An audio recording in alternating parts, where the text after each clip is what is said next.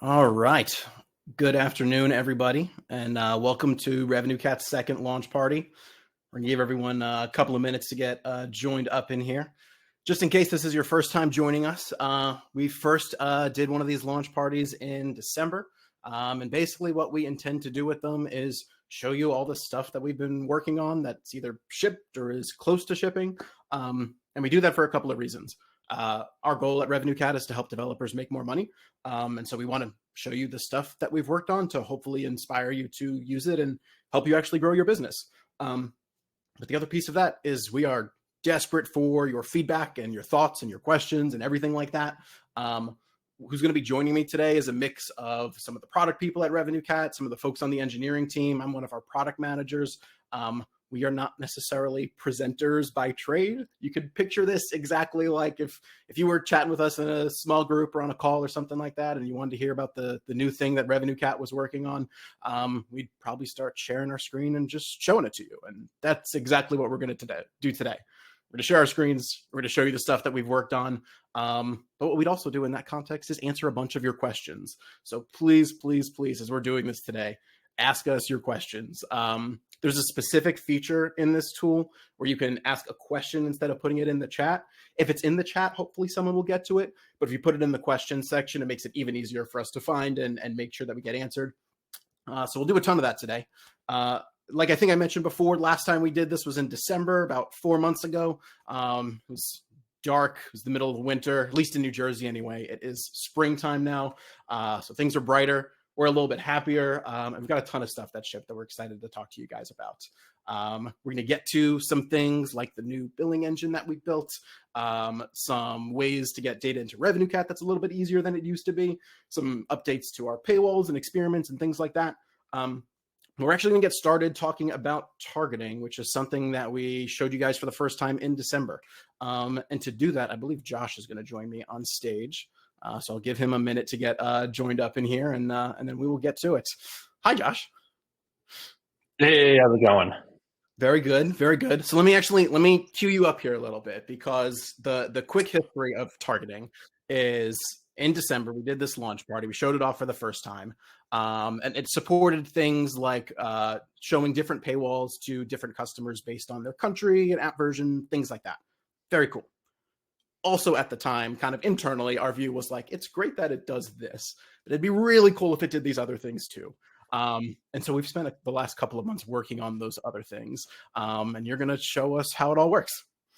Yeah, I'm super excited for this. So I'm going to start sharing my screen, and we're going to do a walkthrough of one of our sample apps for these new targeting features. So we're going to share this and hopefully not go into Inception. Okay, I think we're good here. Okay, I've got Xcode up. That's great. Perfect. Okay, so this is a sample app that we created called Meow Plus. It is a exclusively cat video streaming service, and it has some different paywalls in it, or different paywall locations in it that we're going to go through. So we have our onboarding screen. We're going to go through it. We click Watch Now, and we have this onboarding paywall that prompts up first, and we're not going to purchase anything yet. We're just going to X out and continue on to the app. And we have 4 different movies or shows here, 2 kids shows and two more like adult drama mystery shows. If we click on this kids one, it is we get hit by a feature gate here because we're not subscribed yet. And you can see this is the same paywall that we had on the onboarding screen.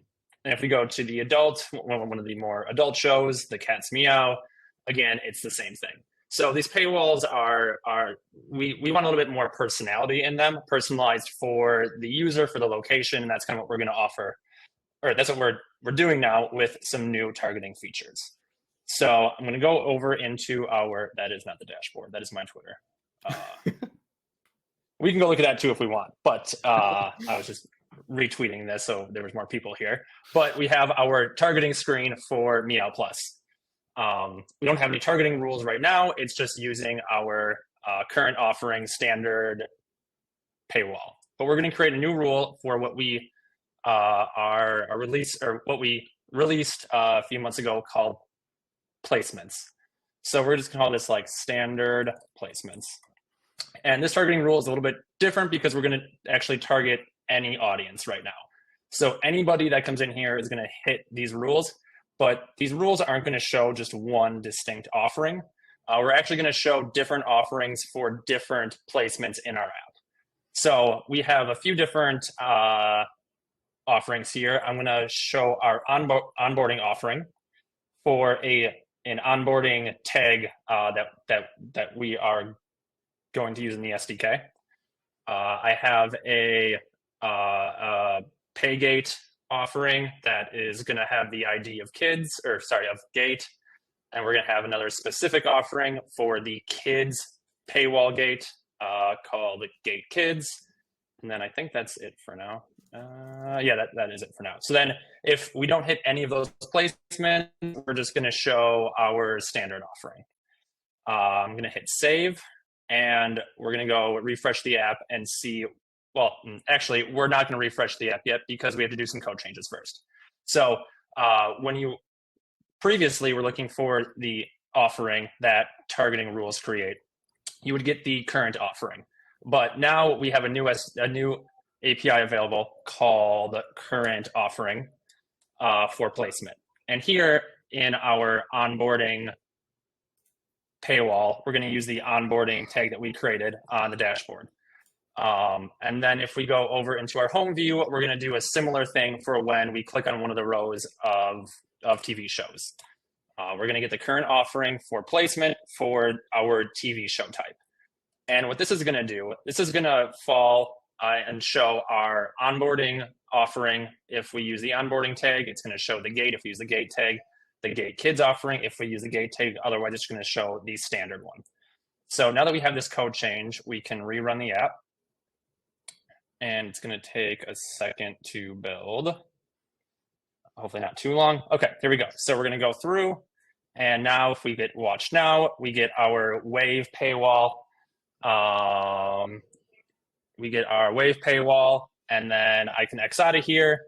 We're going to show our kid. We're going to click on our kids row here. And we get a specific like fun kids paywall. And then if we go to the one of the more adult kind of shows, we get a more like adult feeling paywall. So this is kind of how placements work. It still uses the same aspect of current offering, but it's current offering for a specific placement ID. Yeah. What I love about this too is like, if you imagine what like a customer is doing when they're navigating through your app, right? Like if they just completed onboarding, they're getting introduced to it for the first time. It makes sense that the pitch you'd have for them in that moment is probably some kind of an overview, right? Like here's all the different things that you might be interested in doing in our app. Here's this great offer that we have. Hopefully you subscribe. If they don't, and later on they're trying to use a very specific feature that's gated, of course you're going to want to make them a different pitch at that point, right? Now the pitch is like, hey, this very specific thing that you're looking to use, we offer it. Here's the price. Here's maybe a new offer than what you got previously, so that like you're compelled and excited to use it, right? There's even just kind of like a human psychology piece of that, of like seeing a different thing the next time you're asking the question of whether the customer wants to subscribe. Like, of course, they're going to be more interested in a different question than getting the same one over and over and over again. Exactly. And one of the hard parts now, though, is with this, is there's a lot more offerings that a single user can see. So as a developer now, you might be wondering, okay, like with all these different rules that are happening, how can I see like what my customers are actually experiencing? So along with this change, we actually released a change to the customer profile page under current offering section, where it'll show you a little bit more about which targeting rules are actually being run for this user. So I didn't refresh yet. This was our current offering for my user before we added the new targeting rule for placements. If I refresh this, we'll see that this user will get onboarding offering for the onboarding tag, gate for gate, gate kids for gate kids, and a standard for all other cases. So from here, I can kind of experience what my user is experiencing. Just kind of have like a nice like peace of mind that everything is targeting correctly. Um, and then our next targeting feature that we added goes further into customer personalization. So customers have attributes on them, which my customer right now does not. We allow these to be set from the SDK, and now we can use these attributes to actually give a user a very specific paywall if some attribute is assigned in the targeting view how we want. So we're going to go back to our targeting page, and we're going to create a new rule. We're going to call this Kidden Bowl campaign. So this is for if somebody watches our Meow Plus ad during the Kidden Bowl or something like that. We're going to select custom attribute. That's the new rule or the new condition that targets our subscriber attributes. My key I already added during a test, so it's already here, but you can type any new key you want, and it'll also show your existing keys that you are using. We're going to do campaign is any of value Kidden Bowl add 1. And so if my user has the attribute of campaign with the value Kidden Bowl add 1, we're going to show the Kidden Bowl offering and paywall. We're going to click save. The most important part here is we have to put the Kidden Bowl higher in priority above the placements. And now we're going to kill our app. So to view this, to get this working on this side, we're actually going to do a deep link from an advertisement that I created. That's going to deep link into the app and then set a attribute on our user. So if I go to my app here, I have an incoming URL. I'm going to do some checking on it over here to make sure that it's like the correct format. If it's the correct format, we're going to set the campaign key to the campaign value that comes in the deep link. And then we have this new method called sync attributes and offerings if needed. Very verbose, but it does some things and we needed to have that name. So after this method is called, the offerings and paywalls will have the new targeting rules applied to it. And we'll do a demo now to see how this actually works. So I think I killed the app. I did. Okay. So we're going to go into our Meow Plus ad. We're going to watch Meow Plus right now. It's going to deep link into the app. It's going to do this fun magic good here. ad. You should consider a very career good marketing. ad. That's a good ad. I should definitely not consider a career in marketing. We're going to click watch now. And now we have a very Kidden Bowl themed paywall because my user clicked on that ad, deep linked, and has this Kidden Bowl add 1 attribute now. And the way that this works is that rule will override any placements. I could add like a Kidden Bowl specific placement paywall if I wanted to, but for now, everything is just getting taken over by the Kidden Bowl ad. If I go back over into my customer page and refresh this, I can see that we now have the Kidden Bowl offering here because my user has the Kidden Bowl campaign. And then I think now we have another fun demo, somewhat related. We're actually going to purchase something now. So we're gonna purchase this and click subscribe. Okay, cool. Purchase worked. I had no doubts that it wouldn't. We're gonna refresh this, and we can see now in our customer history, we actually show which offering was purchased with a purchase. Hold on, that didn't make sense. In this event, we actually show which offering name the purchase was made from. That makes more sense. So here it was purchased from the Kidden Bowl offering. But that's not enough detail for me. I want more. I click on detail. We have this whole presented offering section now where we can see the offering ID it was made with, the description, the paywall it was used, the targeting rule that it was also purchased from, and the placement that was used. So I can go in here and see that it was used with this Kidden Bowl offering. If I want to go see more information about that, I can click on this paywall. If I want to go change this paywall up a little bit, I can be like, okay, like maybe it's not how I want it, or I can go change the targeting rule here. So this gives you a lot of information more about the exact details of the purchase, which offering, which paywall, which targeting rule, and which placement. Yeah. Yeah, I love it. What makes like the custom attribute option in particular like so powerful is then you can imagine that being applied to like almost any other dimension that you care about in your business, right? So like before I worked at RevenueCat, I worked at a company called Teltech. I ran the product team for a couple of years. We had an app called RoboKiller. RoboKiller was a spam call blocker. Spam call blockers work differently on different carriers. There's different instructions that you need. There's different options from the carrier that you might use instead of us. And so like an attribute that we cared about was your phone carrier. Like, are you from T-Mobile or Verizon? Like we wanted to give you a different onboarding experience if that was the case. Maybe a different offer if like T-Mobile's offering was really competitive relative to Verizon's, right? And like with this, you could do all of that remotely. As long as you're setting the attribute and telling the app to go sync it, everything else gets done from the dashboard to set up whatever offers you want to for those conditions. So we're super excited about that. Thank you for showing it off, Josh. Do you mind sticking around for a minute so I can show some of what we're doing on experiments that's related to this? Yes. So a super kind of important part of this life cycle that we have in mind is that if you're going to go and actually like deliver a different offer to your customers based on some of these targeting conditions, you're likely going to want to be able to like test that first and run some kind of an A/B test for it. So what we did recently, let me pull up my screen sharing first, and then I'll keep talking. What we did recently was offer the ability to run multiple experiments simultaneously. For quick background, our experiments in RevenueCat are basically a way to A/B test different offerings to different customers in the same way that the offerings that you're using for targeting can be anything, right? It's a set of products and metadata or a paywall configuration. Like it could be any change within that.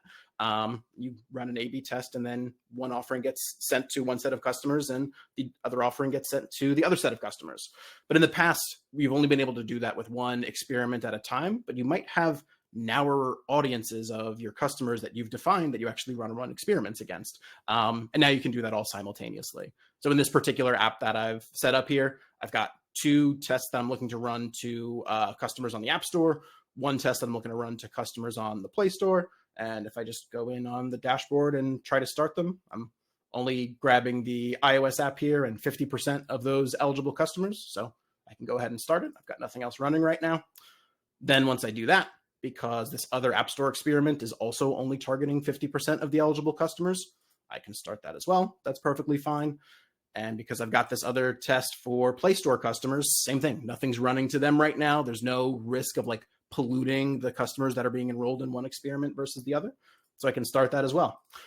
Where this gets like particularly tricky is that sometimes there are experiments that you might want to run that don't like intuitively there's not obvious differences between the customer bases, but the way this is set up in RevenueCat is we'll kind of like protect you from places of potential overlap that you might not be thinking of. So like, for example, if I was to go try to run a test right now where I said, all right, in the rest of the world, I want to test a monthly only version of my paywall. So I can go create that test. My control variant will be default. My treatment will be this monthly only version of the paywall. And I'll run that to anyone that's outside of the United States. Sounds fine. I'm not running any experiments based on country right now, but if I go to start that in RevenueCat, I'm not going to be able to, and it's going to explain why, which is because, of course, the customers that are in other countries are either using the App Store app or the Play Store app. And so that's going to conflict with this test. We don't want to pollute the results and end up with a different mix of customers than we expected. So we'll prevent you from starting that until you go and change the other experiments that are conflicting with it. So you can run as many experiments as that you want to simultaneously without worrying that the audiences are going to be polluted by different customers being in different groups than you expect them to be. In addition to that too, just to like quickly call it out, we also made a couple of other recent changes to experiments. We added a few new metrics for active subscribers and total MRR, where we'll also show you those that are set to renew right now instead of just an aggregate. That way you can more easily predict what the retention impact is going to be from your experiments. It's one of the big focuses that we have in our experiment analytics is to not just show you the conversion rate impact, but the actual long-term revenue and subscription impact in those tests that you're running. So we've added that. And we've also increased the frequency with which these results are being updated every 8 hours right now, where in the past it used to be once a day. And so you can certainly expect other iterations like that to be coming in the future. One similar one, Josh was just showing off how we now support placements and targeting we're going to be supporting placements and experiments in the next couple of months as well. And the idea there is that in the same way that you set up your app to now have 2 or 3 different placements or different paywalls that you want to show customers, you can then define that same set of paywall locations in an experiment and split test them however you'd like to. Maybe you've defined 3, you want to show 3 completely different ones to this audience that you're testing. Maybe you just want to show 2 of them exactly the same and 1 different one in that sequence. And all of that will be possible with experiments. We're working on that as we speak. With that in mind, so we've been showing most of this in the context of like, we've been using RevenueCat paywalls as our example. Of course, you can run experiments and use targeting with your own custom paywall as well. But our goal with our paywalls is to make it as easy as possible to get this stuff kind of up and running and work so you can start A/B testing and targeting to grow your lifetime value. Josh, can I pass it back to you? Do you want to show off a couple of the new things that we've done with paywalls recently as well? Yes, I can do that. I'm going to steal screen share again. And then if you've got other questions about these features, feel free to start, keep throwing them in the chat. We'll get to those right after this demo. Good. Okay, so the first thing I want to talk about is it's a small one, but one that's kind of been requested a lot. It is, did my app freeze? Can't click on that. Okay, I'm just going to kill this app and restart. One of them is, oh, I lied. Problem here is I purchased it and my paywall is no longer going to show. So let me, I should have cleaned that up during this, but we're just going to remove this. So stick with me here. Okay, launch party 2. Okay, this should work. Anyway, back to business. One of the things that, there we go, is this close button. The close button on iOS is defaulted to your apps. Oh my goodness, I just had the word. Your color that you can define in your asset catalog. Totally blanking on that word right now. Android is something similar. We just default to that because that's your accent color. That's the word, accent color. But sometimes you might have your close button that doesn't really look good with the header image. In this case, the white doesn't look terrible, but we might want it different. So if we go over, I have a different paywall now. This is the welcome paywall. So let's go to the welcome paywall or the onboarding paywall. We have a new close button, optional color down here, and you can change it to any color you want. There's also a display setting to show the close button. So right now it's actually black. That's not the value that we want, but let's go with, I don't even know what, okay color. That looks like a fun one. This pinky color thing. So I'm gonna click save here. If I go back into my app, close it, and reopen it, hopefully I have a pink colored, I do have a more pink colored close button. So this works on iOS, Android, React Native, and Flutter, and any other future hybrid SDKs that we support. So now you can change the close button color for like pink. In this case, I could do green for my Kidden Bowl one. I can make it actually match the paywall and not match my app's like standard color if that needs to change. If I could just give a quick example here too, yeah. Like when you look at a paywall, there are like so many like little elements that go into it. And the challenge is that like, if you're doing all of this yourself, next time you like see one of those elements that you're like, I kind of wish I could change that or A/B test it and see what the difference is.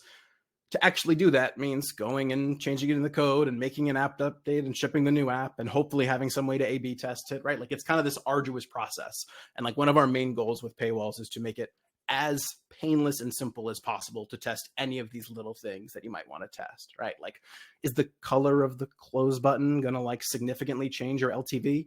Probably not. Is it painless to test? Yes. Also painless, right? Like having it controlled remotely, do whatever it needs to fit the image that you've got over it. Like we want to make that as painless as possible in every element of your paywall. Exactly. Next new thing is we have some new variables. If we go to the variable section here, this is like what's shown underneath the package title. So here it's full access, $39.99 per year. We can go look at some new ones. If you go to add variable, we'll see that these actually have a information sign about it because they do require a different SDK version. So these new ones here require iOS 4.35.0 and up, and you can see the similar versions there. So Nothing major, but if I want the full year written out instead of just YR, we now have that ability. So if you are using this variable, you'll want to create a new targeting rule to specifically say, I want this new paywall for version 4.3, 5.0 and up. I'm not going to show this one, but our hybrids have also gotten more paywall updates. We have React Native and Flutter, which both have support for footer views as well. So we're going all in on paywalls on all platforms. Just takes a little bit of time. And then the fun one that we're going to demo here is actually a little tease. Should be released in May. I'm going to say should, and now you're all going to hold me to that, which is fine. But if I go into our paywalls tester app, I'm going to go into my example. We have we're just going to skip 7. We go from 5 to 7. Or sorry, we're going to skip 6. We have a multi-tier with small banner. We go into full screen. We get this very nice multi-tier paywall. For example, if you have a service that has a basic tier, a standard tier, and a premium tier, and different durations inside of that, we can now support that. So basic, you can get basic for 6 months. You can go standard for a month or a week for some reason, or premium for annual or 3 months. We just tested all the durations. And this also has both a footer and condensed footer view. So this is just custom code here. I can go all plans. We still have the multi-tier available in the footer view. So that is coming soon for both Android, iOS, and then also the hybrids as well. Let me take the opportunity to call out as well. The reason why we're building that is because we heard from you guys that the existing paywalls did not well support multi-tier. And so we're going and building one that does. Please continue to give us feedback like that about the specific use cases that you have in mind, maybe specific business models that just aren't well supported by the existing paywalls. It's super, super helpful for us. Josh, before you bounce, can I ask you George's question from the chat, which is Yes. Is the paywall still user dismissible by pressing the X or swiping down? Basically, is it a soft paywall? Yes, yeah. It is. It's still a soft paywall by default. That's what all of our paywall helper methods use. But we do offer the paywall view as an individual component. So if you do want to make a hard paywall pay gate, you can do that by just wrapping our paywall view in your own navigation logic to make it a hard stop. Yeah, perfect. And then one other question. Let me do a live answer for this one. Do our paywalls currently display which offer code was used, and does it work for promo codes in Android for Google Play? I know for sure the answer is we don't have a way on the paywall to enter the promo code, and I'm not sure if it's responsive to it if you were entered outside of that. I think not yet, right? Yeah, I'm not qualified to answer this question right now, but we'll go figure this out and then answer back. Yeah, definitely. And for what it's worth, too, the general goal of being able to enter an offer code from the paywall and then have it be responsive to it is something we've definitely heard a bunch and is on our minds to support in the future, without a doubt. Cool. All right. Josh, was there anything else on your mind? I think we covered everything. Anything you want to add? I think that's everything. No, I think that's it for now. Awesome. Well, thanks a ton, Josh. All right. We very much appreciate it. All right. Sounds good. See you. All right. So with that, we're going to transition to our next topic here, which is some improvements in how you can get your data into RevenueCat. Tina is going to join me for the first one of those demos from our product team. There you go. That was super fast. Yo, Tina. Hello. Cool. Should I just start off by sharing my screen here then? Yeah, go for it. Hey, cool. Let me see if I select the correct one. Hey, this should be right. Hey, cool. So yeah, as Dan introed, today I'll be talking about getting your data into RevenueCat, particularly your Google Play Store data. So for those, for context, for those who migrated to RevenueCat or have looked at the migration documentation, you may have noticed that there are some instructions for performing a receipt import. And of course, receipt imports required that you stored or had access to your Play Store fetch tokens, aka your receipts. So even if you do forward your receipts to us, there actually still were some limitations on Play Store receipts that used to prevent RevenueCat from fetching your subscribers' subscription lifecycle. So actually first, I would want to touch upon some of these limitations, just to kind of provide some context here for people who may not be super familiar with Play Store receipts. So to kick us off, firstly, Play Store receipts only show the current snapshot of the subscription. So as you can see on the example in the right, we see the current subscription state, the latest order ID, as well as information about the product that was purchased. Since this base plan is a weekly, we don't really know what really happened before this point, right? We're on the 6th renewal, but did this customer renew consistently every week? Did they get a refund before? All we really know for a fact here is that this is the latest period that the subscriber is currently at. And secondly, if a subscription has expired from more than 90 days ago, the Play Store receipt actually doesn't return you any data at all. We actually just receive an error that the subscription purchase is no longer available because it has been expired for too long. So as you can imagine, kind of getting in your past subscription history, even for customers that have expired more than 3 months ago, previously with just the receipt, we just cannot really pull any information there at all. So now that we kind of have some context on the Google Play receipts, our Google historical imports actually use Google sales reports instead of receipts in order to kind of help create this much bigger picture for you. So I have placed the previous limitations here to kind of help us keep track of what I talked about previously. So now instead of only retrieving the current snapshot of your subscription, we will be able to help fill in some gaps of your subscription lifecycle. Instead of knowing, okay, this is the latest renewal, we'll be able to see the previous renewals that happened before that. And instead of only retrieving active subscriptions or subscriptions, that have not expired more than 90 days ago, we can actually now retrieve this information as well. So again, kind of providing this bigger picture for your Google Play Store subscription lifecycle for your customers. And previously with receipt imports, which required your fetch tokens, now that since we're using Google Sales Reports, if there's no fetch token, there's actually no problem from here. And I guess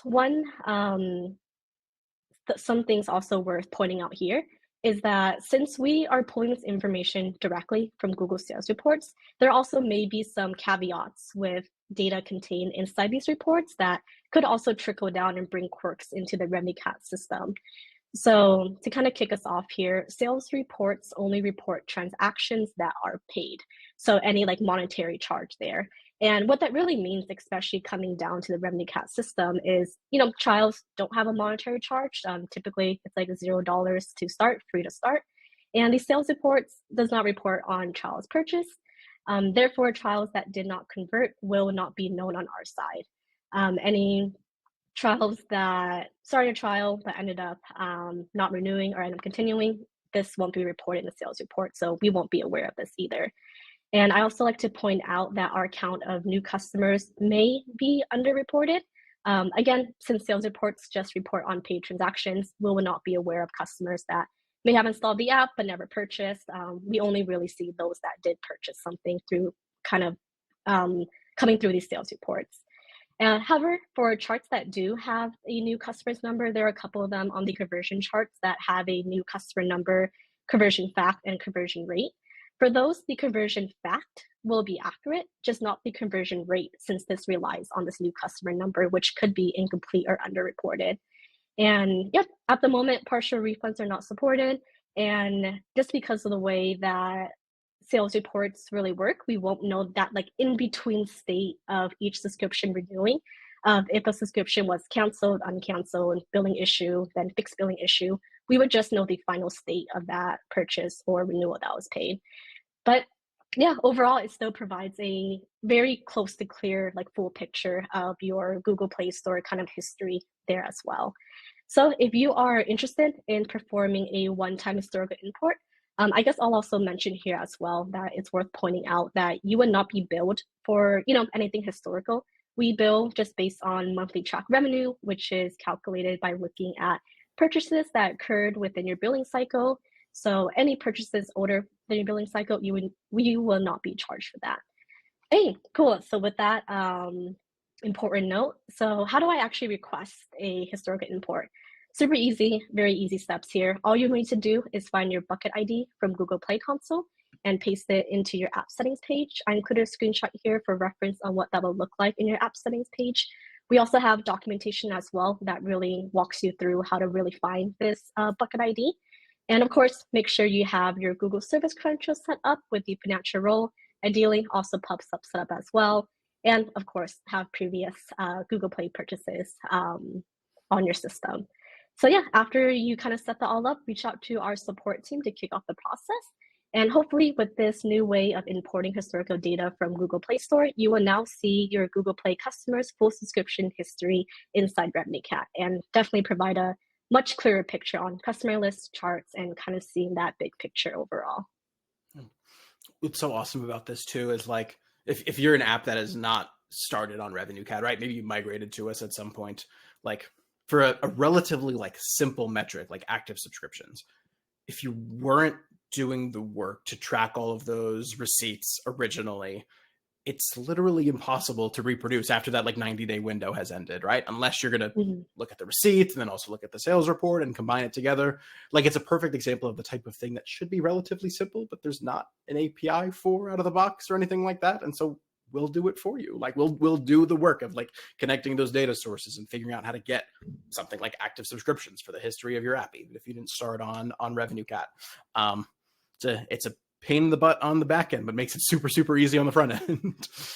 Yeah, we definitely ran into a lot of tricky questions too, even while going through the sales reports of different columns, different formats. Not everything is fully consistent either. So hopefully the legwork that we pulled here would help you get your data inside RevenueCat as well. Yeah, totally.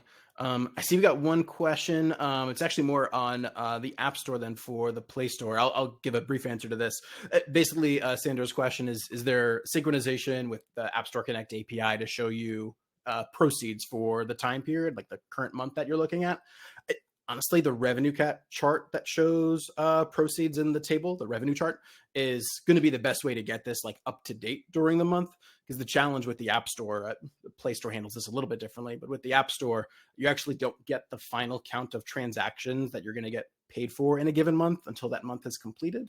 They do give daily sales reports, but they don't reconcile perfectly to that end of the month report. And so the count of transactions in RevenueCat and our estimate of their proceeds is going to get you that estimate for, as of right now, basically, right?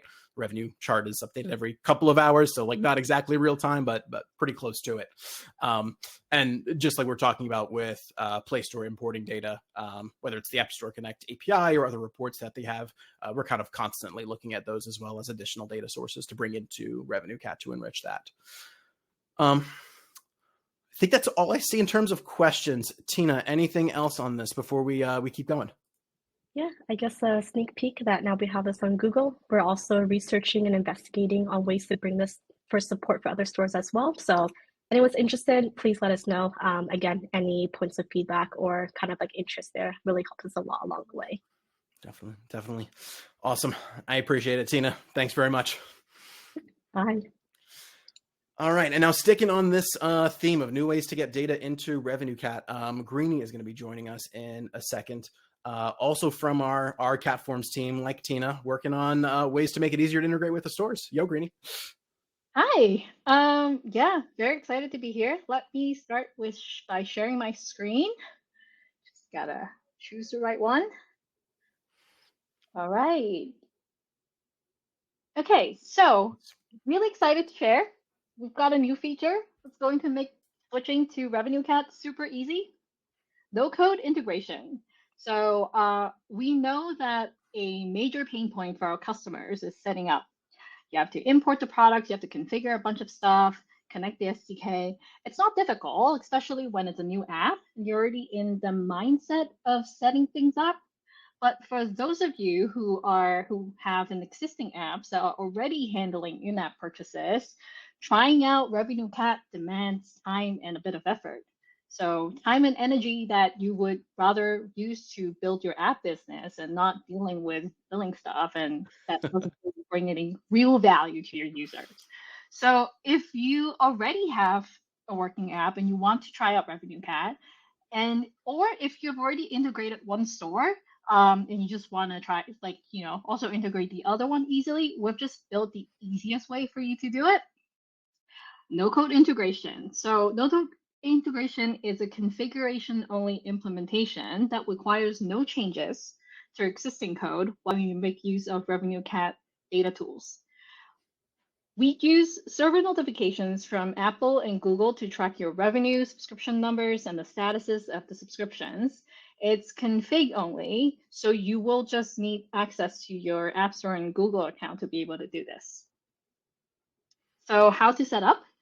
Create a project, configure your Apple or Google server notifications to point it to RevenueCat, which I'm going to show you in a bit, and contact RevenueCat support to add to our beta program because this isn't widely available yet.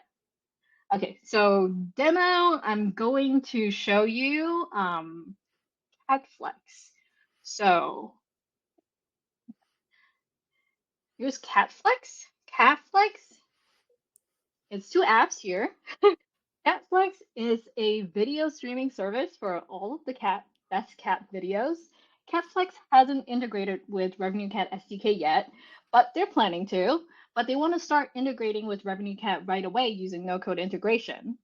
So before I make a purchase, I'll show you what you actually need to integrate. Super easy. So here's the RevenueCat dashboard. So if you are trying to integrate App Store app, here's basically the server notification URL that you have to copy. And then go to your App Store Connect, app information, set up your server notification to point it to us. That's it.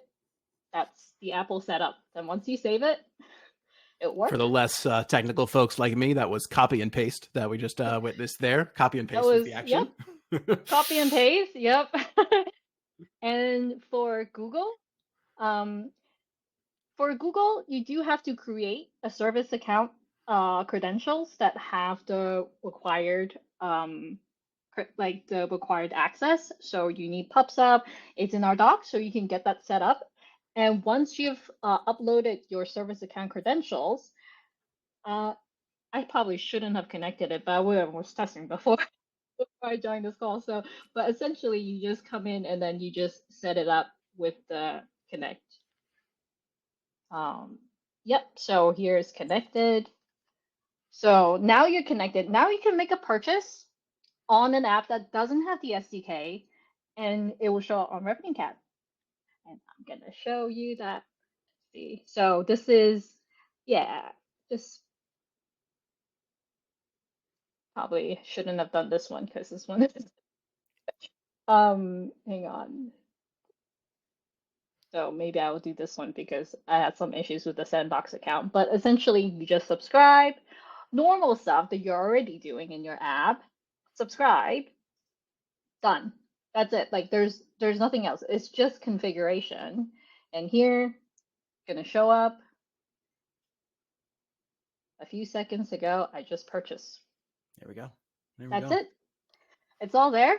Yeah. So.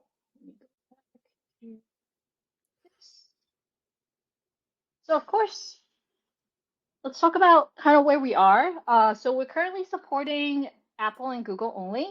We support webhooks and third-party integrations, as well as some charts and some customer history. Of course, there are limitations to this. This is configuration only.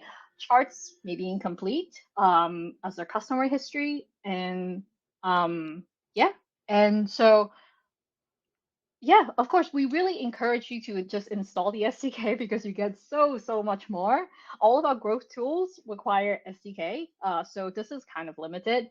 But if you're just excited to try out RevenueCat, like you can just start without updating any code, without pushing or deploying or waiting for App Store approval, maybe get rejected. But of course, that means you get a pair of socks, which is nice.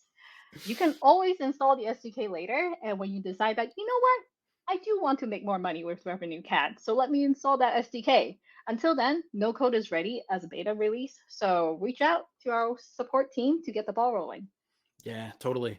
And like just as an example there, like even the charts unlock of having like some of those charts available with like literally no app update, right? Things like just your count of new trials or new paid subscriptions and stuff like that. Like the way our charts work for those of you that haven't used them before is like you log in, you go check out that chart, you can filter it or segment it by tons of different dimensions. So if you just want to like better understand how many trials are being started in each country by each product and each offering, like all of those things are available in charts automatically.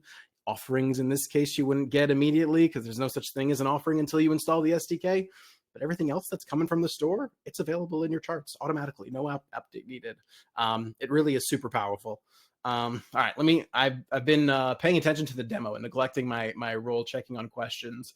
There's a good one from Sandor about why we're called RevenueCat and not Revenue something else, which I think is I don't know that either of us have the context to answer that. We'll see what Rick comes up with. I don't see any other questions specifically for this. So I guess, Greenie, is there anything else you were looking to show? If not, correct me if I'm wrong. The call to action is contact us to get added to this beta, Contact right? us, try it out. Nothing to lose. You can always install the SDK later, and we have so many other tools. But yeah, it's kind of a first step into RevenueCat the easy way. Totally. Literally painless. Awesome. All right. Thanks a ton, Greenie. We very much appreciate it. Thanks, Dan. Bye. All right. So with that, we're going to transition. I'm going to be honest. This next group is just a set of different demos that we wanted to show you guys that don't have a very like common theme to them. So we're just going to jump through them and show you some of this stuff that we've been working on. And then we'll get to our new RevenueCat billing system after that. So stay tuned for that. In the meantime, I believe Ryan is about to join me on stage to talk about this next set of things that we've been working on. Hey, Dan. Great to see you. How's it going? Nice shirt today. Good. Yeah, so we wanted to show off audit logs and just a couple like little security things. Very exciting demo. Should be pretty quick. So let me share my screen here. This is the demo that we've got to have to remind you guys. We also sell a SaaS tool. Like this is this is serious business here. This is not just making more money. All right, so this is it. We've got a little test app here. So I just named my project Netflix. I didn't come up with some cool cat names. So if there's any Netflix lawyers on the live stream, look away. But for starters, yeah, so we want to talk about audit logs today. But maybe before we jump into that, I just wanted to call out this two-factor authentication or enforcement that we just rolled out to everybody. So if you have a bunch of collaborators or plan on inviting collaborators to your project, you just check this, and then they'll be prompted to set up 2FA before they join your project. So a nice little enhancement there. But let's talk about audit logs. So for folks that aren't super familiar, audit logs are kind of like a log of events taken by your collaborators on your RevenueCat project. So sort of like product analytics, but it's just for your RevenueCat dashboard, not for your app. So let's get into a demo real quick. So let's just say I have this Netflix app, and I have a couple of API keys set up. I have this secret API key that powers our company dashboard. And let's just say I go in and edit this, and I change overview configuration. Like I don't know what I'm doing, but I just go no access, hit submit, and then we notice, hey, our company dashboard's not working anymore. What happened? Someone can go into a different collaborator, or anyone can go into the Netflix project and check out audit logs. So you'll see here, there's some audit logs that I was testing earlier, some accounts login, accounts logging out. But we could see here, this most recent one is the API key permission updated. So this is that action that I just took in the dashboard. So every audit log, there'll be an action, which is the event that happened. There'll be a target, which is sort of the object or entity that the action was taken against. And even here, there's a link to it if available. And then there's the actor, so it's who took that action. And of course, timestamp, and then there's some expandable information here on what exactly changed. So I can quickly see that, oh, this charts metrics overview read was removed from the API key. So there's more information here in this JSON, and all of this can be exported right now just to CSV, but we're working on exports to like S3 and Google Cloud Storage as well. So you can start ingesting these. So that is an overview of audit logs. I think like for security and monitoring. It has a lot of good use cases, but also just for getting a sort of timeline of changes and diagnosing problems that might be happening with your app. Like you can say, hey, when did I change that offering, or when was this new entitlement added? It'll all be available in here. So yeah, if you need to access this now, reach out. We could add you to the beta, but we do plan on rolling this out to all customers over the next couple weeks. There won't be any historical logs, so it'll be starting from the point that we roll it out going forward. But yeah, that is audit logs. Maybe it's just because we've been talking about like paywalls so much, but like, yeah, that use case that like came to mind immediately was like, all right, I changed something on my paywall. Maybe didn't realize the effect that it would have. Oh no, something's going wrong. I can go back and check and see, all right, this change that got made, here's the prior state. Let's go back to that. Problem solved, right? There's like a peace of mind component to it when you're making important changes remotely. Like you want to be able to like go back and understand what they were. Mm-hmm. Yeah. So yeah, excited to have this. A little long overdue for us, but yeah, should be available in the next few weeks for everybody. Nice. That's awesome. You set me up perfectly there, because I was about to say that this next demo that I'm going to ask you to stay on for had nothing to do with it. But the segue is overdue things that we started working on. So let me show you some other overdue things that we shipped recently. And I got to give some background here first. So let me pull up our charts. This is our demo site that we're on right now, so you guys can go check it out yourself as well if you'd like. Quick background on our charts. So we have basically like two different kinds of charts that exist for most common metrics. I'm going to use trial conversion as an example here because it's a good one. We have these conversion charts, which are cohorted by a customer's first seen date. Another way of saying that is just if you look at like the March 24 cohort here, it's saying there were 6,439 new customers that started using your app in March 24. And here's the different trial conversion related actions that they took. So it's not telling you when those happened. It's just telling you what that cohort of customers did. Then we also have had for a long time these active trial movement charts. And so the movement chart is saying, all right, well, here's what actually happened in a given time period, right? The March cohort may have did whatever, but in March, what happened is 191 new trials were started. Some of those probably came from that March cohort. Some of them came from other cohorts. It's just telling you what happened this month. But what we haven't had is the ability to then segment out this metric and go try to figure out like, all right, where did those 191 trials come from? And we recently released a couple of charts that help you do exactly that. So one of them is this new trials chart. So if you look at it for March 24, it's got that same 191 new trials that have been started. So it's showing you the same totals that we've got in the prior chart.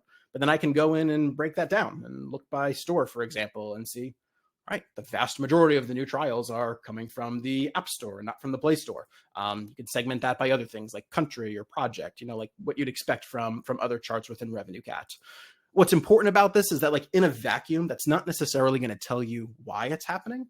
But there are other things that you might want to use these counts for. Like say, for example, you're forecasting what your business is going to do in revenue next month. In that case, you're probably going to need to know how many trials are getting started this month. You might go to one of our other new charts, which is new paid subscriptions, to go figure out how many new paid subscriptions got started that month. You might even split them out between those that came from trial conversions and intro offers, because those are paying different prices, and use that to predict next month's revenue. So on its own, it's not going to tell you like the performance of a given cohort that's coming to your app. That's what our existing conversion charts do. But these are great for just trying to understand exactly what's happening in your app right now, and then using that to inform future predictions or estimates about the revenue that you might be making from it. The reason why this is something that we should have done or could have done a long time ago is that this is a great example of the type of chart that we hear from you guys all the time that you're interested in getting added to RevenueCat. Please continue to tell us about the other charts that you're interested in getting added to RevenueCat, or other dimensions and things like that. We pay attention to all of it and take those requests very seriously, so that we can keep building this out and making it actually useful for the questions that you have for your business.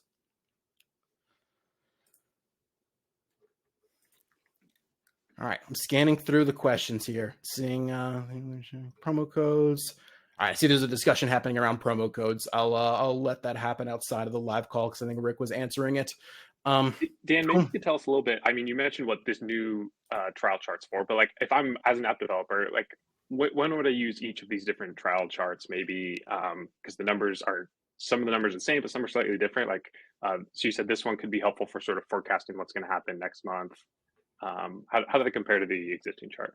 Yeah, exactly. So specifically, if it were me, the way I would be using something like this, let's just do new paid subscriptions because it's kind of like a simple one to look at, is if I was trying to understand, like, all right, new paid subscriptions, in this case, everything's up and to the right. So that's great. But if I was trying to figure out, like, why in March did our count of new paid subscriptions actually jump so much, right? Like, we're going to make more revenue in March than we did the prior month. So that's cool. But I'm trying to diagnose and figure out why that is.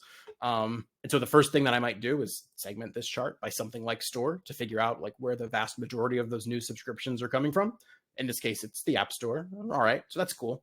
But that doesn't necessarily tell me why more subscriptions are coming from the App Store. So then I would transition to something like the conversion to paying chart. In that case, we can segment it by platform. Just the same idea as store, except store is something that you purchase from. So this is also including customers that haven't made a purchase yet. So I'm going to use their platform to segment them. And you can see pretty clearly, right? Like the actual count of new customers on iOS and Android is pretty similar. There's not a huge difference, but the conversion rate on iOS is way higher. And so that, of course, over time, that means you're going to be getting more and more subscriptions from the App Store. And you should then like model your future performance based off of that, right? If you're trying to figure out what's going to happen next month, if this conversion rate stays like it is right now and the volume of new customers does, that trend is going to continue, right? That's not a temporary thing in your business. That's actually just a stable part of it. Awesome. Cool. All right. If there are other questions, either about the audit logs or charts or anything like that we've talked about so far, feel free to keep adding them to the chat and we'll address them as we go. But I think for now, we'll move on to kind of our last big demo. Ryan, thanks a ton for joining us. Thanks, Dan. Anytime. All right. And so we've got Jens here. Yo, Jens, head of our product team. You are showing us, I guess this is also kind of in the realm of new ways to get data into RevenueCat, but it's a very different way to get data into RevenueCat. It is indeed. I'm talking about RevenueCat Billing and our Web SDK, which are in beta now. And I'm just going to move my mouse over to the other screen. Cool. So yeah, this is something that we shipped recently, and we've already shipped the first small improvements that weren't like really visible enough to make some noise about them, but I can still talk about them. So what is it? What are we doing here? So, well, what is the goal? Our goal with RevenueCat Billing and our Web SDK is provide the easiest way to add web subscriptions to your mobile app. So, like we're not like at this point anyway, like competing with any of the big web billing engines, but like our goal is really like you have a mobile app and you think that you could also monetize it on the web. We want to make that as easy as possible. If you're using RevenueCat and you want to experiment with web subscriptions, RevenueCat Billing, that's the goal. I mean, right now I'll get to the limitations of the beta in a little bit, right? But like that's the goal.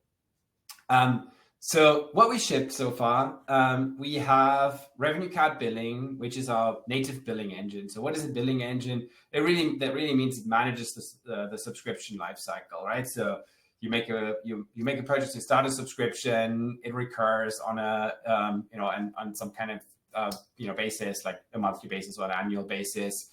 You might run into billing issues, and we handle the billing retry for you, so that we try to recover the payment, and also the whole logic about customers canceling, all of that stuff. RevenueCat Billing also allows developers and customers to manipulate the subscription, meaning things like canceling, refunding, all of that stuff. And it's completely configurable through the RevenueCat dashboard. So, you don't have to go anywhere else to set up the products. You can, of course, use our offerings, entitlements, all of that good stuff.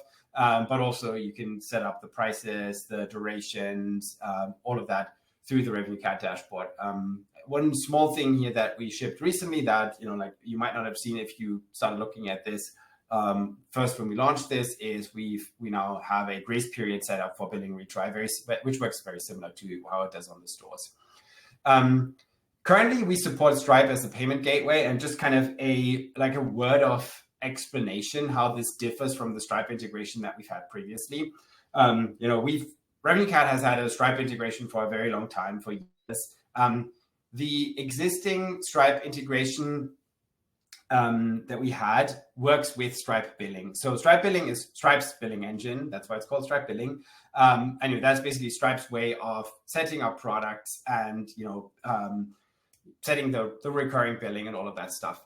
The differences are kind of twofold. One is in like the whole setup, right? With RevenueCat Billing, you set up the products and all of their details in the RevenueCat dashboard. You will not find them in Stripe. That's kind of the one big difference because we hadn't handled all the logic. The second difference is on the cost side. Stripe basically charges different fees. One is the payment fee, which for US customers is typically something like 2.9% plus 30 cents. And then they also charge a fee on top for Stripe Billing, which is, depending on the plan that you're on, between 0.5 and 0.8%. With RevenueCat Billing, you no longer pay that 0.5 to 0.8% to Stripe. You only pay the payment fee because Stripe only acts as the payment processor. Of course, you'll still pay RevenueCat, but you would do that in both cases, whether you integrate with Stripe through our legacy Stripe integration or with RevenueCat Billing. And we fully appreciate that there's still plenty of use cases where RevenueCat Billing is not the right solution yet, right? Like it's certainly not quite as powerful yet as Stripe Billing is. Again, like the goal for us is just to make RevenueCat Billing the easiest solution, not necessarily the most powerful in all circumstances. And then the second part of the puzzle here is our web SDK, which you can find on NPM at RevenueCat/purchases.js. And you can use it to access things like customer info and entitlements and offerings. But you can also use it to make purchases with RevenueCat Billing. So if you only wanted to have a web application and check entitlement status, you could also use this without using RevenueCat Billing. You'll probably still have to create an API key to do that. But it's really intended to with RevenueCat Billing. Just kind of before I actually show how it works, this is a little bit of a visualization of the different pieces of this billing engine and web SDK and how it fits together, to kind of just explain it in a maybe kind of somewhat clearer way, right? So at the heart of this, we have RevenueCat Billing, which again is our billing engine, and that's really at the center of it. And the web SDK kind of sits on top of that, allows you to access entitlements, offerings, and the purchase flow. We don't have a web paywall SDK right now, so that's not in the beta. It's certainly on the roadmap, but probably there's a few more limitations in the beta that we will want to address first before we tackle web paywalls. But we know that that's on people's wish list. Customer portal, that is a hosted RevenueCat hosted web application that allows customers to manage their subscriptions. Cancel their subscription, update their payment information. I'll show you this in the demo later on, but this is basically the easiest way to allow customers to manipulate their subscription without having to write any code for that particular aspect. And then underneath, I already mentioned, we have Stripe as the payment gateway. In the future, we will also want to add other payment gateways, but right now it's only Stripe that we support. And then lastly, obviously RevenueCat Billing works with the entire ecosystem, with our entire RevenueCat ecosystem, customer profiles, charts, integrations, scheduled data exports, you name it, right? Like all the ways that we offer RevenueCat to interact with data that's in RevenueCat obviously works with RevenueCat Billing as well.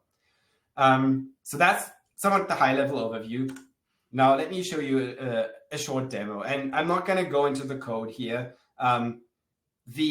Maybe the number one explanation is it kind of works very similar to a mobile SDKs. That was kind of our goal, to make it as similar to the mobile SDKs as possible, so that you could basically, if you're already used to writing the code on the mobile side, you could just use basically the same method names and so on.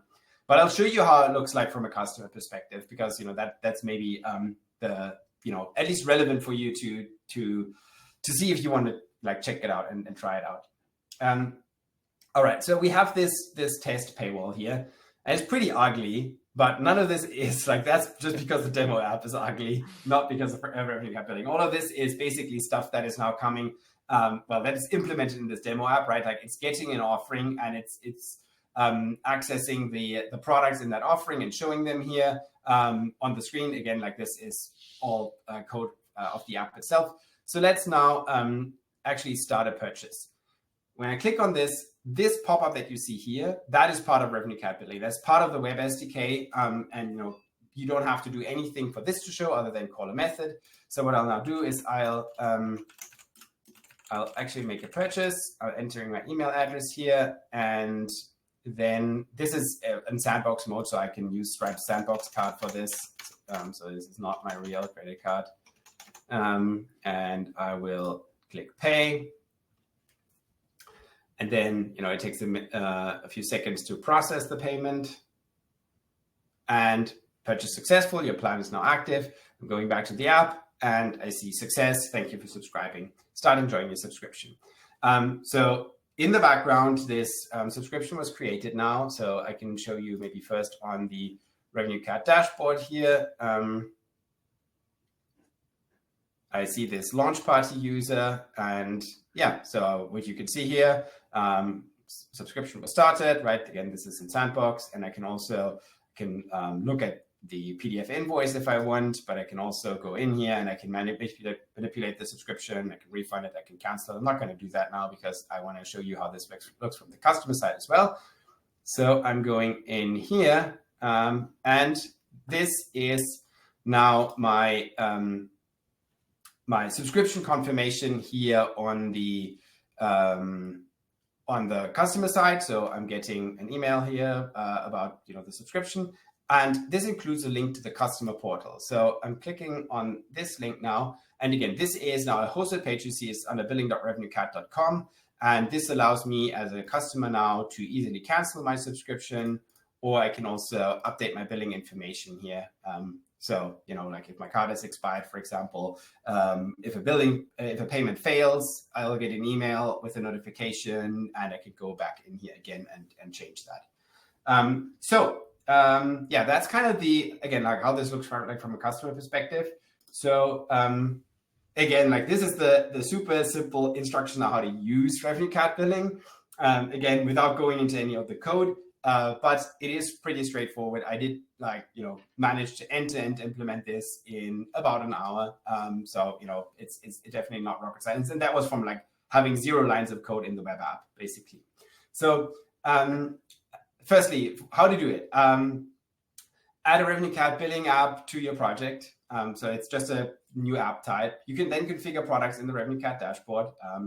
And add the web SDK to your web app and configure it using the API key. So just like you would with a mobile app, you use get customer info and get offerings to control access and show products, just like in our mobile SDKs. And then you call purchase package to trigger a purchase, just like in our mobile SDKs. Really, it's kind of as simple as that. Just 5 steps. Just some use cases to explore here. What might you do with RevenueCat Billing? Something that's very simple is you might if you want to just dip your toes into web monetization, do something like win back campaigns via email. If you're already collecting email addresses, you might just, set up a very, very simple web application that just takes an app user ID as a parameter, and send that link out to customers with a discounted, let's say a 30% discount. And when somebody clicks on that link, you just pop them the purchase method. You could also build a landing page with purchases, like a web to app user acquisition, run some user acquisition campaigns that land customers on a web app, just have them sign up, subscribe, and then link them to the app. Or you could build out a full-featured web app, right? Just actually try and build a full-featured web experience. That's another alternative. All right, kind of maybe last thing here, current limitations. Right now, we don't have support for trials yet, but that's something that's shipping soon. That should be shipping in the next few weeks. We don't have any offers, discounts, or introductory pricing yet. Again, that's something that we will want to support, but just not yet. Right now, it's also only subscriptions. The fourth point is something that we are thinking about how to address, but it's a little bit trickier. Right now, there's no support for anonymous purchases. So in mobile, if you don't have a login or authentication mechanism, you can just use anonymous IDs. On the web, that's a little bit trickier, and partly that's tricky because there's no such thing as restoring purchases, right? There's no underlying store account that you can tap into to restore purchases. So that's why we currently require a user ID also to be able to link that purchase that you made on the web with the whatever user you might be using on mobile. Also, right now it's only USD, but again, something that we're working on. No support for RevenueCat paywalls yet. I've already mentioned that. We will do that at some point, but we have a few other things to address first. And also, no product changes, pauses, extensions, and right now it's only Stripe. But again, we are going to be tackling basically the bullet points on this slide one by one, and just kind of chipping away at those limitations. All right, that's it from me about RevenueCat Billing. And so instead of interjecting with my own questions, I'm going to jump right to the questions that the chat had because we got a bunch of good ones. The first one, I think you just touched on with product changes. It's when a user edits the subscription, is moving to a different offer a possibility? Yeah, not at this point. It's definitely something that's on the list, right? But for now, no product changes implemented yet. Word. Okay, cool. Another one that Morris asked, do we have to connect our own Stripe account or do we work through RevenueCat and get paid directly via RevenueCat? No, you do connect your own Stripe account. It uses the same Stripe connection with Stripe that we use for our native Stripe integration or our legacy Stripe integration. So if you already have your Stripe account connected, you can just get started. But if not, you can just set up a Stripe account and use that. I know that there's some countries that where Stripe doesn't operate or other reasons why you can or might not want to use Stripe or might not be able to use Stripe. That's why, again, we are planning to add additional payment processors, additional payment gateways here. But yeah, that's more in the future. Nice. And then regarding the customization point, I'm not sure exactly what that's getting at, but my understanding is that UI that you showed is a standard UI. The information on it is based on your product, and that's the level of customization that exists today. Yes, at this point, yes. So there are, we definitely have ideas to offer greater customization there as well. Right now, it's again there's some things that you can customize. You can customize the logo, you can customize the company name, you can customize the support email that's being shown. But no colors and stuff like that. We try to make it as neutral as possible to be able to fit in many different apps and visual styles. And once we ship once we ship paywalls, I think there is a case to be made there to just make the purchase flow, the checkout itself, visually match the paywall that you were coming from, right? And at that point, we might as well ship customizations also if you're not using the paywall. But again, right now, there's only one version of the checkout flow, more or less. Word. All right, I've got a couple more here. Ludana asks, is it possible to be used for bulk purchases?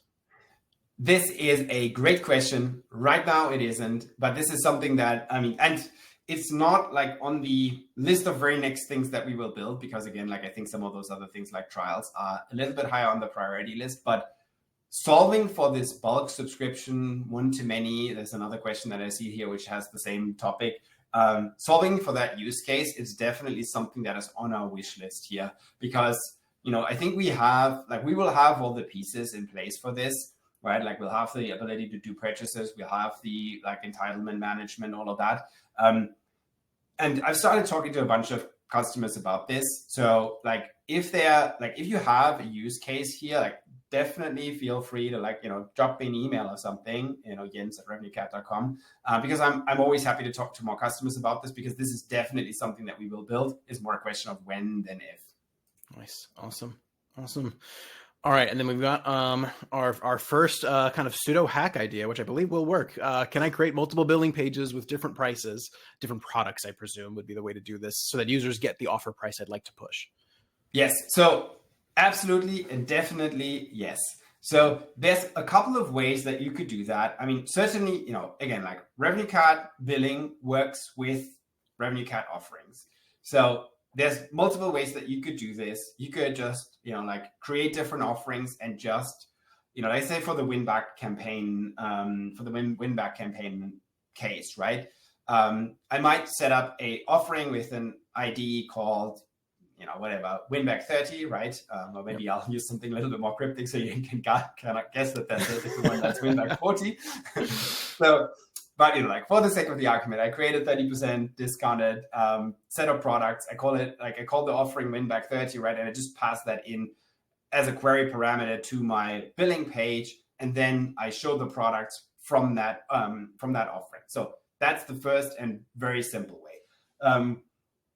There's other more complex ways that might involve something like offering metadata. Also, targeting works with RevenueCat Billing. There's some limitations here because I don't know that targeting by custom dimensions will work just yet, because like I don't think we support setting custom attributes yet in the web SDK, but it will as soon as we do that, like as soon as we support that. But for example, targeting by country already works.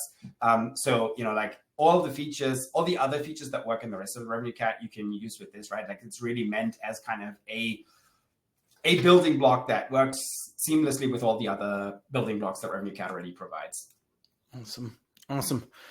All right. Believe it or not, I think I've got at least one more, maybe others. Morris asks, is there support for tracking via only email or phone number without other info?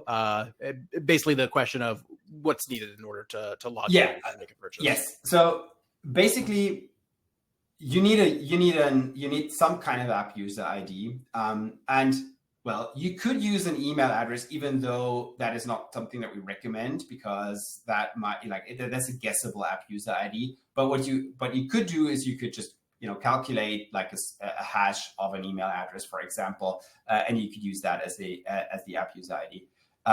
We do collect the email address as part of the checkout process, as you saw, and the reason there is because we use that both as the mechanism to deliver the invoices and stuff to the customer, but also we use that as the authentication mechanism for the customer portal. Yeah. When you just saw the email, right, I just clicked on the link and it opened the portal immediately. That's because that link, basically contains a token that is valid for some time. That means like if I click on the email within some time, it is automatically going to be authenticated. But after some time, or you can also get the management URL through our APIs, just as you can with Apple and Google, you'll get an unauthenticated link, and then we basically just send another link to the customer via that email, so that we know that somebody isn't like changing the subscription settings for somebody else, just because they got access to the URL through some mechanism, right? So that's why we collect the email address. But you don't need anything else. Like there's no other information that you need to collect. Nice. Awesome. All right. I think that covers everything. We're going to others on one-to-many purchases, which we got to, promo code support, which we mentioned is not here today, but coming in the future. That was great. Anything else to add? There's one for you here. There is. Yeah, the charts one. Yes. Yeah. And the answer is definitely yes at some time horizon. Not something we're actively working on right now. The nature of the question is getting an easy way to see year over year, or just some period over period comparison on charts. Right now you can see those periods, but you can't in like a tooltip, for example, just see the percentage change over time without calculating it yourself. It's definitely something we've heard from other customers. So like for sure we'll get to it. No active plans right now, but please keep the feedback like this coming. Some more questions for another time. You know what? Let's do this live. Who can I email or talk with in the near future? The best way to go is probably through our support team. We're also pretty active on Twitter. We've got our community set up. There's a lot of different ways to reach out to us and get information on a bunch of different things, right? Sometimes that's just like straight up support questions, like how does this thing work? But even if you're looking to get advice on how to run your business, different questions you're running into, feel free to use some of those other channels like community and our Twitter as well. We try to be as responsive as we can be. To that end, I think that's everything for today. Jens, thanks a ton for that demo. I think it's fair to say the audience is interested. That was a lot of answers. Absolutely. All right. Thank you very much, everyone. As always, please keep your feedback and questions coming. We very much appreciate it. It informs the stuff that we're building and show off in the next launch party. We'll certainly do another one of these in the future and let you guys know when that happens. So thanks very much, and talk to you all soon.